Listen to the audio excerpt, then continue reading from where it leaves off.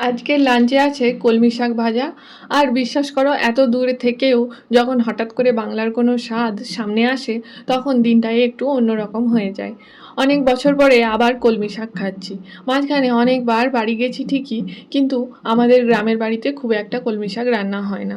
কলকাতায় থাকাকালীন এই শাকের স্বাদটা চিনেছিলাম, আর তখন থেকেই মন থেকে ভালোবাসা তৈরি হয়েছে। তাই আজ যখন রান্না করছি মনে হচ্ছিল যেন শুধু একটা শাক না, একটু নস্টালজিয়া দিয়ে রান্না করছি। খুব যত্ন করে ধীরে ধীরে ভালোবাসা দিয়ে। এদিকে জ্যাঙ্কের জন্য আলাদা করে সব সরিয়ে রাখলাম, ওর আলাদা রান্না হবে।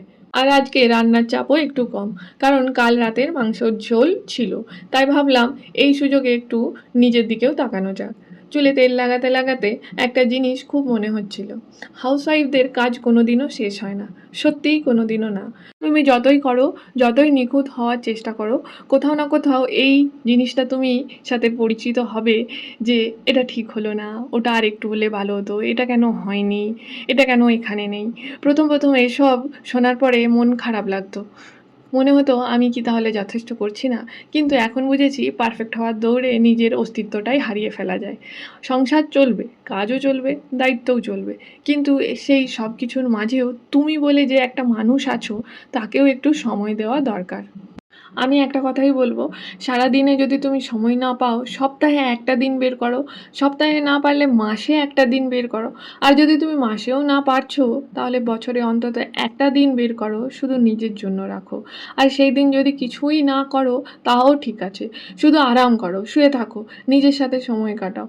দেখবে মনটা কত হালকা লাগবে, কত কিছু পরিষ্কার হয়ে যাবে ভেতর থেকে। হেয়ার অয়েল ম্যাসাজ শেষ করে রান্নাঘরে গেলাম। কি রিল্যাক্স ফিল হচ্ছিল। ভাত, শাক ভাজা সব রেডি। আর ফ্রিজ থেকে বের করলাম কয়েকটা কাঁচা আম, আচার বানানোর জন্য। আচারটার পেছনেও একটা গল্প আছে।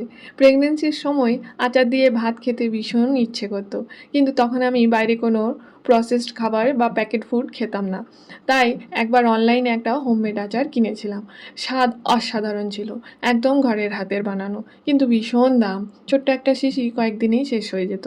তখনই ঠিক করেছিলাম না, আমি নিজেই বানাবো। সেই শুরু। প্রথমবার খুব পারফেক্ট হয়নি, বেশি দিন টেকেও নি, কারণ ভালো করে শুকোনো হয়নি, তখন অতটা পরিশ্রম করতে পারতাম না। কিন্তু স্বাদটা এত ভালো হয়েছিল যে তখন থেকেই মনে ছিল একদিন সময় নিয়ে ঠিকঠাক করে বানাবোই। এইবার তাই আবার আম কিনে শুরু করলাম, কিন্তু আমাদের ফ্ল্যাটে গরমকালে রোদই আসে না।